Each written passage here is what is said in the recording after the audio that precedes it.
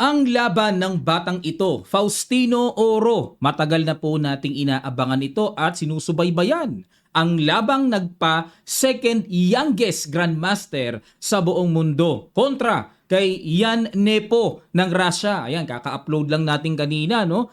Kaka-fresh champion lang ni Nepo kahapon sa Title Tuesday. Nasundan pa. Siya pala ang salarin.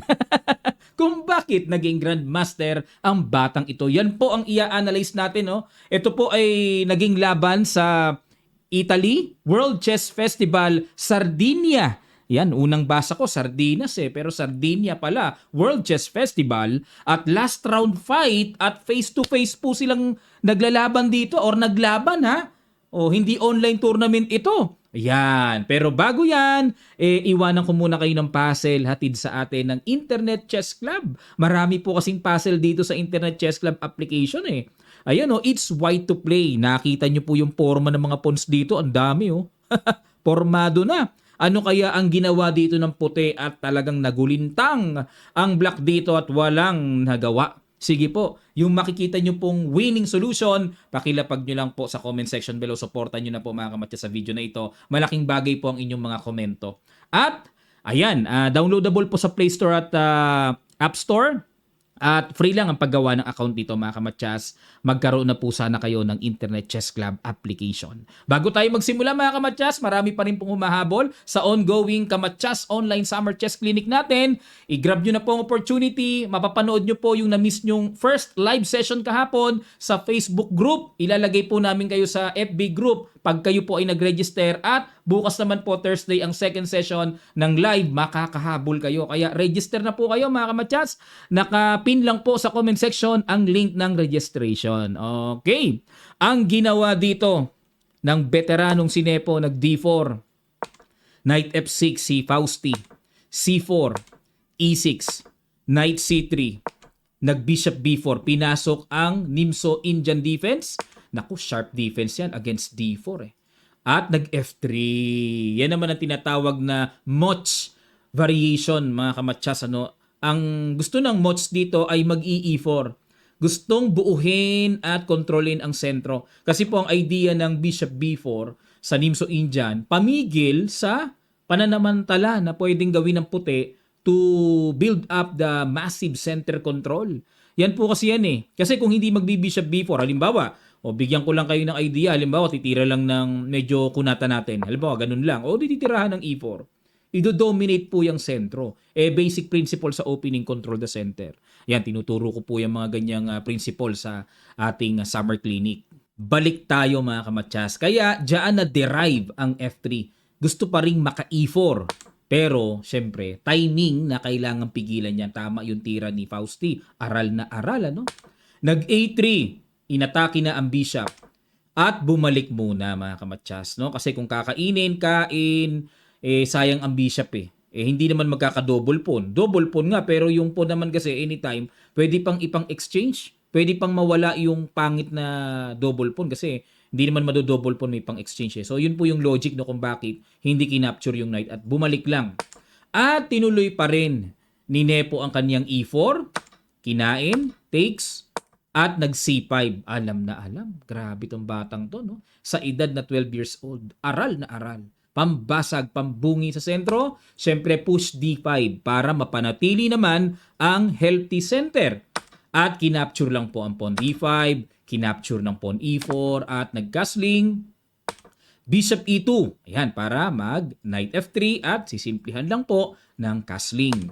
A6, nagbabalak ba na mag-B5 sacrifice? Pero medyo alanganin kung magbe-bengko type of sacrifice sa B5. Bengko kasi ang tawag dyan yung ganyang sacrifice, di ba? Medyo alanganin po kasi may bishop, may pawn, may knight. Nag-bishop D6 lang. Okay, para pag rook E8 mamaya, karoon ng magandang control ang rook sa E-file. Nag-bishop G5 naman si Nepo. Okay, pin. H6, sinubukan, pero maintain lang ang pin. Hindi naman kailangan laging capturein ang knight pagka ganyan tutukan mga kamatyas. Kailangan flexible din talaga. Nag-bishop F5.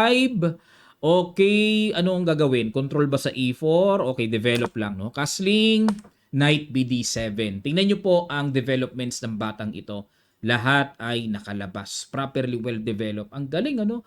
Isa sa napuri ko dito sa batang ito, magaling po sa preparasyon sa opening. At nag-knight D2, ayun. Yan naman po ang lumabas na novelty sa laban nila. Dahil ang old line, may nag-try na tumira ng bishop D3. Sinalubong lang ng simple ang bishop sa F5. Pero balik tayo sa knight D2. Ang plano, syempre unang-una, may nabuksang atake, umiwas lang ang bishop, at nag-knight DE4. Ayun, diniinan naman po ng pin ang knight, nag-bishop E5 para sapatan ang suporta ng knight, at nag-bishop to D3. Okay, para talagang magamit na yung bishop, patutok doon sa bishop G6, at nag-queen B6. Ayun, may threat naman dito ang bata sa B2. Kinain na ni Nepo ang knight, takes, at kinapture pa ang bishop. Okay. So dito medyo bahagyang nasira at medyo pumangit ang pawn structure po ni Fausti sa king side. Nag-rook B1, suporta lang muna sa pawn B2. At nag-G5, ayan. Binadmoban po ng computer. Kung ako po ang titingin sa G5 na ito, parang bakit naging bad move? Ano meron? Parang normal lang naman. No? Para hindi na rin ma-threat yung po na tipong pag Queen D3 may tempo threat pa dun eh. So, yan ang naging logic ni Fausti. Basa ko para wala na rin yung tempo threat at maipang tempo attack naman sa bishop. Pero ang correct play pala ay Rook A E8. Okay, yan ang gusto ng computer. Rook A E8, kumbaga develop na kagad yung tore na walang ginagawa sa A8 para magkaroon po ng function. Okay? Pero ang ginawa, G5 balik tayo, nag-bishop G3 naman si Nepo. Grabe, hinamon din. Pero inayawan po dito ni Fausti. Bakit hindi kainin, ano? Pag kinain, kain, okay lang naman. Parang bahagyang ang pangit din ang pawn structure dito ni Nepo. No? Parang okay lang eh. Wala ko nakikitang pumangit pa nga eh. Wala, ayaw eh. Hindi sinubukan yun, ano? Sayang.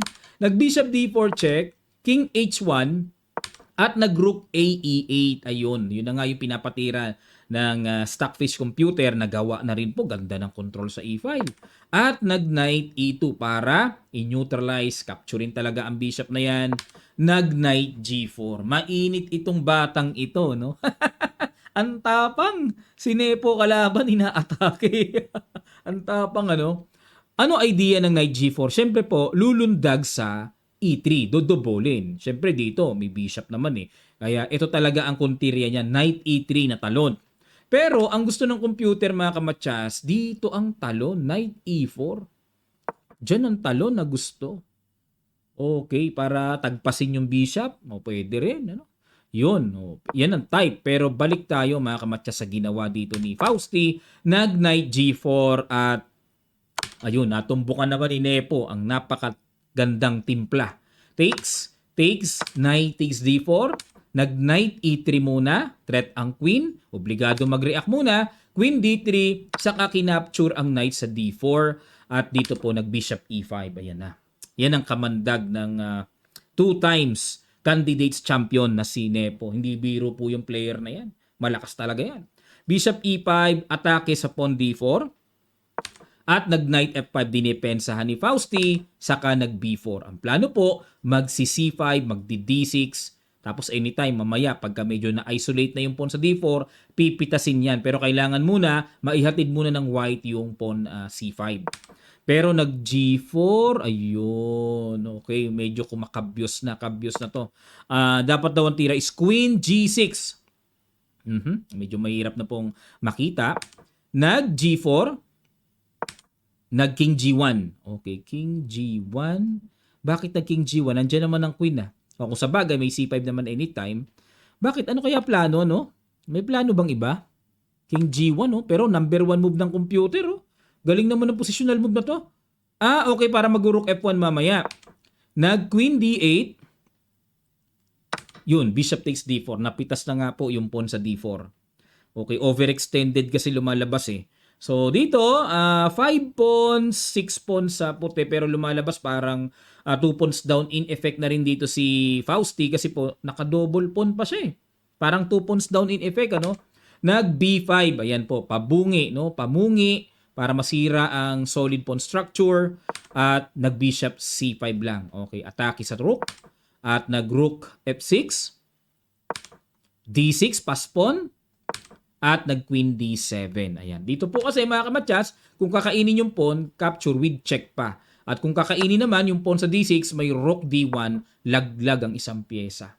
Laglag, nakapin. Kakainin talaga ng buong buo yan. Kung iiwas naman, kain lang yung reyna. Okay po? So, balik tayo.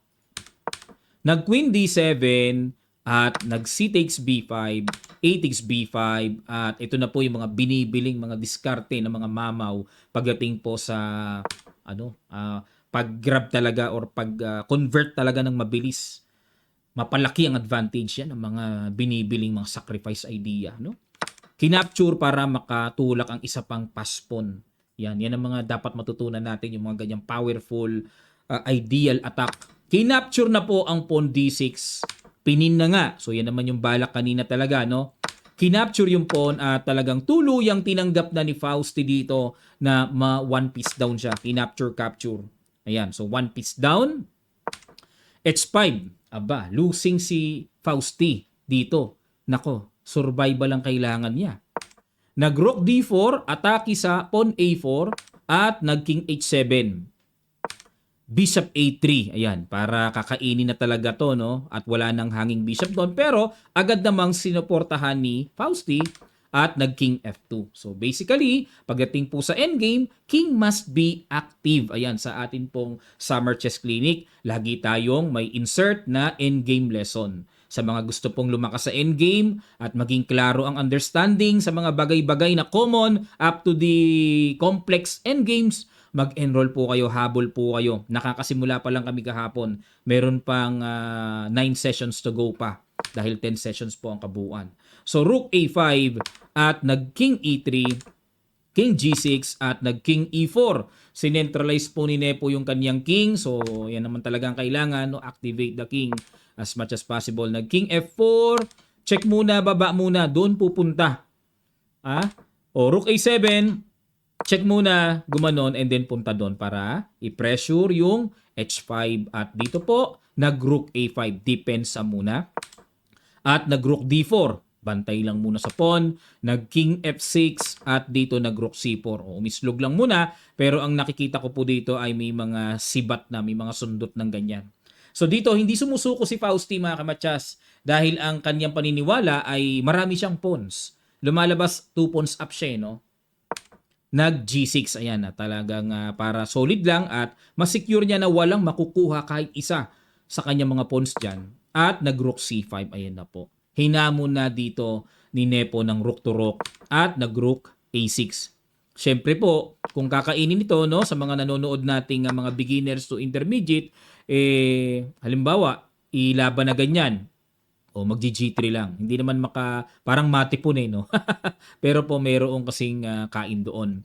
Kung nandito yung kung nandito yung king, G5, imagine niyo matchas po Pero bago mangyari 'yon ay grabing sobrang imagination naman 'yon. O halimbawa, pumunta diyan. Kasi po kung iiwan kasi may ganun O pakita ko na rin sa inyo konting pag-aaral lang po sa endgame, no. Halimbawa, isabay na ganun, may ganun Ayan.